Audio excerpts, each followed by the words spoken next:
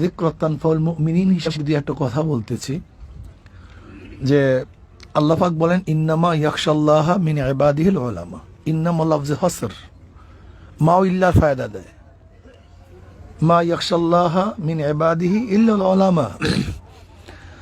মা ইয়াখশাল্লাহা মিন ইবাদিহি, আমার আবেদের মধ্য থেকে কেউ আমাকে ভয় করে না, শুধু কারা করে? আলেমরা। ইল্লা তাযকিরাতান লিমান ইয়াখশা, এই কোরআন তো তাদের জন্য নসিহত, উপদেশ। লিমান ইয়াখশা, যারা আল্লাহকে ভয় করবে। এখন ভয় জিনিসটা কি? সবাই তো বলি আমরা ভয় করি। আত-তাজান্নুব আম্মা ইয়াদুররু ফিল আখিরাহ, আখিরাতে ক্ষতি হয় এমন জিনিস থেকে নিজেকে বাঁচায় রাখার নাম তাকওয়া। কি কথা ঠিক না? যাই হোক, আমি উসুলি কিছু কথা বললাম, এরপরে আসি আজকে বর্তমানে উলামায়ে কেরামের অবস্থাটা কি। আমরা যারা দাওরা পাশ করি, কামেল পাশ করি, সবাইকে গড়ে আলেম বলা হয়।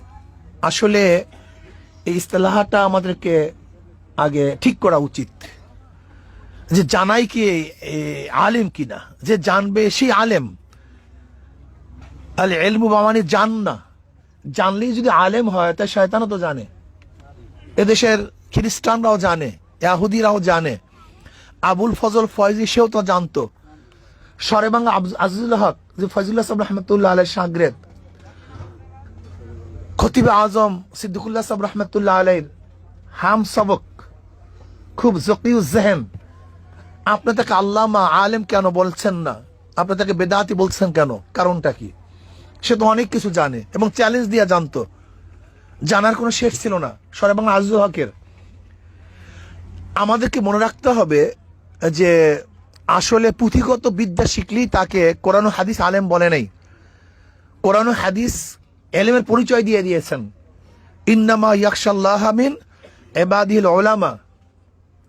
কাজী যার মধ্যে ভয় আছে আমরা তাদেরকে আলেম বলবো, আর যাদের মধ্যে আল্লাহর ভয় নাই, তারা জানে শোনে সবই ঠিকই আছে, কিন্তু কোরআনের ভাষায় আমি তাদেরকে আলেম বলতে পারি না। এখন আলেমদের কাজ কি দেখেন?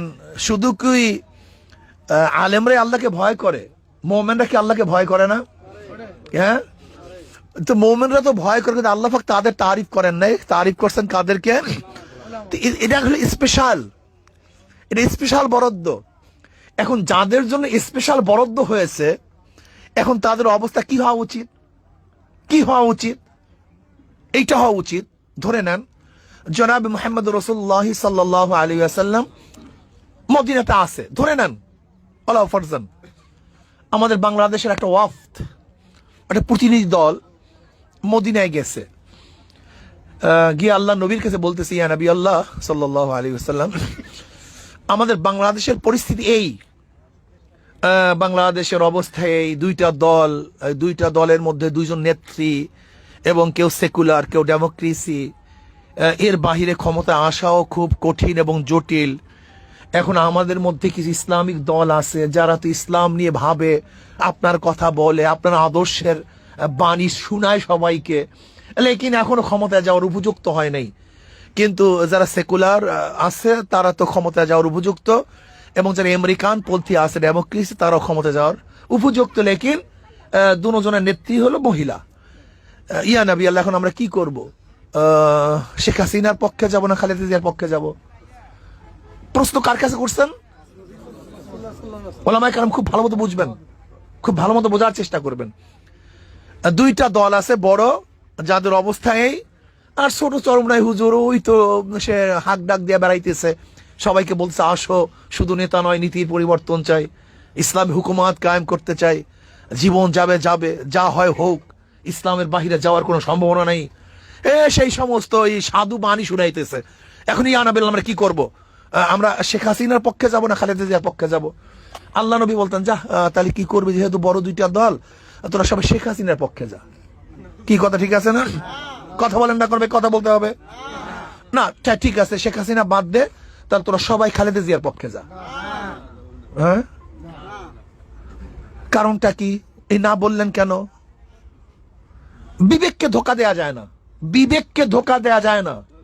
وقال عليه الصلاة والسلام لوابسة جئت تسأل عن البر والإثم قال نعم قال فجمع أصابعه فضرب بها صدره فقال استفت نفسك استفت قلبك ثلاثا। ওয়াবেসা রাদিয়াল্লাহু তাআলা নবী আলাইহিস সালাতু ওয়াস সালামের কাছে আসছেন। আসার সাথে সাথে নবী আলাইহিস সালাতু ওয়াস বললেন, ওয়াবে কেন আসছো? কোনটা ন্যাক কোনটা গুনাহ জানার জন্য আসছো নাকি? বলে হ্যাঁ ইয়া নবী, জানার জন্যই তো আসছে। নবী আলাইহিস সালাতু ওয়াস সালাম দুই আঙ্গুলিকে জমা করলেন, সিনার মধ্যে ধাক্কা দিলেন, কি বললেন? ইস্তাফ নাফসাক ইস্তাফ কলবাক সালাসান। তিনবার বললেন, তোমার কলবের কাছে প্রশ্ন করো, ফতুয়া জিজ্ঞাসা করো, তোমার কলব তোমার অন্তর তোমাকে জবাব দিয়ে দিবে কোনটা ন্যাক কোনটা গুনাহ, কোনটা ভালো কোনটা মন্দ, কি উচিত কি উচিত না। বিবেকের সাথে প্রতারণা করা যায় না, বিবেককে ধোকা দেওয়া যায় না। যদি আল্লাহ নবী আজকে দুনিয়াতে থাকতেন আর যদি আমাদের অবস্থান দেখতেন ইসলামকে বাদ দিয়ে, আমার আদর্শকে বাদ দিয়ে, আমার নীতি এবং আমার চরিত্রকে বাদ দিয়ে আজকের ক্ষমতার জন্য এই দিকে যায় ওই দিকে যায় সেই দিকে যায়, তাহলে আমার নবী হয়তোবা কি বলতেন? এই সমস্ত মুনাফেক এবং আমার দুশমনদেরকে বাদ দিয়ে যারা কলেমার ঝান্ডা উড্ডয়ন করে তারা যদি একাও থাকে ইব্রাহিমের মতো, তাদের দলে থাক, তাদের কাছে থাক, অন্যদিকে যাওয়া যাবে না। এটা আমার ধারণা। এখন দেখেন আপনাদের বিবেক কি বলে, আপনাদের বিবেক কি বলে। নবী আলাইহিস সালাতু ওয়াস সালাম কোরআন ও হাদিস উলামায়ে কেরামের প্রশংসা করছেন, কেন মুজাম্মাত বয়ান করেন নাই? আনা মিন গায়রি দাজ্জাল আখাফু আলাইকুম মিনাদ দাজ্জাল। মান হুয়া ইয়া রাসূলুল্লাহ? ক্বালা উলামাউস সু আও কামা ক্বালা নবী আলাইহিস সালাতু ওয়াস সালাম। নবী আলাইহিস সালাতু কি বলেছেন? আমি একদল মানুষকে তোমাদের কাছে দাজ্জালের চেয়ে মারাত্মক মনে করি। দাজ্জালের চেয়ে মানে আনা মিন গায়রি দাজ্জাল আখাফু আলাইকুম মিনাদ দাজ্জাল। দাজ্জালের চেয়ে মারাত্মক, দাজ্জালের চেয়ে মারাত্মক, দাজ্জালের চেয়ে ভয়ঙ্কর, দাজ্জালের চেয়ে খারাপ কারা? তারা ইয়া নবী আল্লাহ বলে উলামাউস সু, উলামাউস সু, এই বদকার উলামায়ে কেরাম, এই দুনিয়াদার উলামায়ে কেরাম। বুখারী রাহমাতুল্লাহ আলাইহি উলামাদের প্রশংসা করছেন, মুসলিম রাহমাতুল্লাহ আলাইহি উলামায়ে কেরামকে প্রশংসা করছেন। আবার মুনতাল হাদিস বলেন নেই, হাদিসের চোর বলেন নেই। হ্যাঁ, নবী আলাইহিস সালাতু ওয়াস সালাম উলামায়ে কেরাম প্রশংসা করছেন। আবার এই কথা বলেন নাই, খয়রুল খিয়ারি খিয়ারুল উলামা শাররুল শিরারে শিরারুল উলামা। কোরআন ও হাদিস উলামায়ে কেরাম প্রশংসা করেছেন, অথচ বুখারীর রওয়ায়াত দেখেন, কিয়ামতের ময়দানে এক শহীদকে ডাকা হবে, এরপরই দ্বিতীয়বার আলেমকে ডাকা হবে। এই আলেম, নবী আলাইহিস সালাতু ওয়াস ফরমান তার কাছে সমস্ত নিয়ামত, দুনিয়ার নিয়ামত সম্পর্কে জানিয়ে দেওয়া হবে, তোমাকে এই জিনিস দিয়েছি, কি করেছো তার মোকাবেলায়? বলবে আল্লাহ আমি আলেম হয়েছি, ইলমে দ্বীন অর্জন করছি, ইঞ্জিনিয়ার হই নাই, ডাক্তার হই নাই, বড় বড় বাংলা শিক্ষিত হয়ে বড় অফিসার হওয়ার স্বপ্ন দেখি নাই, বরং কোরআন ও হাদিস শিখছি। আল্লাহর নবী বলেন, আল্লাহ পাক বলবেন যে আমি জানি তুই কেন ইলম অর্জন করছিস, তুই বহস করবি, মূর্খদের উপরে বিজয় অর্জন করবি, তোর প্রশংসা সহ পঞ্চমুখ হয়ে যাবে, এর জন্য ইলম অর্জন করছো, দুনিয়াতে পেয়ে গেছো, আমার কাছে কিছু না। এরপর উপর করে টানতে টানতে তাদেরকে জাহান্নামে নিক্ষেপ করা হবে। এটা বুখারীর রওয়ায়াত, খুঁজে দেখেন। আজকেও সময় চলে আসছে, আজকেও সময় চলে আসছে, অরিজিনাল স্বর্ণ মেকি স্বর্ণ চাই আমি সে মেকি হই না কেন, আমার পরিচয় দেওয়া উচিত, জাতির সামনে পরিচয় দেওয়া উচিত। এটা 2 নাম্বার, তাহলে আমি ধোকা দিতে পারবো না। আমার সম্পর্কে বলা উচিত এইটা এই দালালি করছে, অমুক জায়গায় চুরি করছে, অমুকের সাথে হাতাহাত করছে, অমুকের সাথে গুন্ডামি বদনামি করছে, জাতির সামনে স্পষ্ট করা উচিত। এই ধূম্রজাল ঠিক না, স্পষ্ট হওয়া উচিত। সবচেয়ে খতরনাক হলো এই যখন আমরা হক এবং বাতিলের মধ্যে ইখতিলাত করে দেই, মিলজিল করে দেই, তখন সবচেয়ে হলো খতরনাক, তখন পার্থক্য করা যায় না। ঘরের ইঁদুর যদি বাঁধ কাটে সেই বাঁধ দিয়ে রাখা যায় না। আপনি ইসলামের পক্ষে একজনকে আনবেন, অমনি আমি ফতুয়া দিয়ে বসবো, এখন দরকার নাই, এখন খালেদার পিছনে যাও, এখন দরকার নাই, এখন শেখ হাসিনার পিছনে যাও, আর সারা জিন্দিগি কষ্ট করবেন, সারা জিন্দিগি মাঠে থাকবেন, জীবন শেষ করে ফেলবেন, আর যখনই সময় আসবে ফসল তোলার তখনই বলবেন এইটা ঠিক না, এইটা ঠিক না, এখানে যাও। হ্যাঁ, সারা জিন্দিগি আপনি একটা তৈরি করবেন পাড়ি দেওয়ার জন্য, আর যখন সময় আসবে সিদ্ধ করে দেবেন, ব্যাস এই আপনার কাজ, এই আপনার ফতুয়া।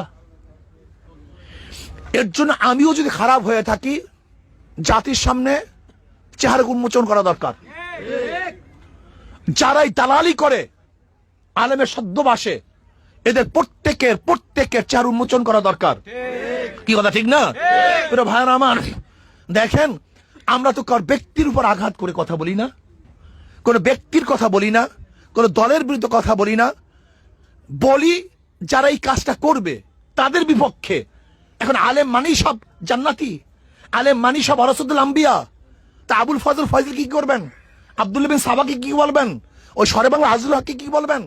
যারা কাদিয়ানদের পক্ষে কথা বলে বড় বড় লিডার, তাদেরকে কি বলবেন?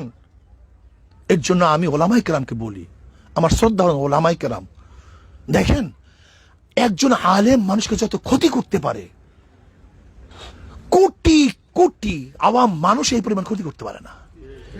আজকে তসলিমা ইসলামের বিরুদ্ধে যত কথা বলুক, মানুষের মধ্যে আসর করে না। আজকে কবির চৌধুরী ইসলামের বিরুদ্ধে যত কথা বলুক, মোমেনদের মধ্যে আসর করে না।